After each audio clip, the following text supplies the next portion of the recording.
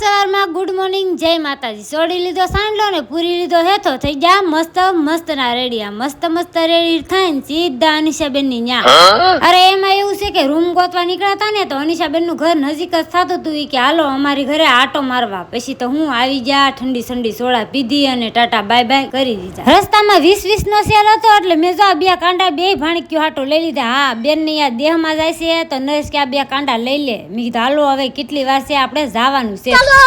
પછી તો આવી ગયા ભાઈ ના રૂમે। આ બધા ઠેલા પેક કર્યા। મેં ભાણકીને કીધું હું તો કાંડા ભૂલી ગઈ, તો બેન તો રિહાઈ જાય। એક નહીં, આ બેન હોય તે રિહાઈ જાય કે ફૂઈ મારી હાટું કેમ ન લાવ્યા। પણ જો હું બધા હાટું એક એક કાંડા લાવી હતી ને આ બધાને ગામડે જવાનું હતું એટલે જો મૂકવા જ આવી છે।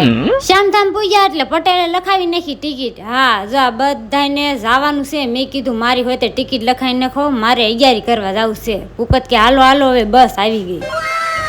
આજ કોમેન્ટમાં ગામડે કોને કોને ગમે, વિડીયો ગમે તો લાઈક અને સબસ્ક્રાઇબ। Bye bye.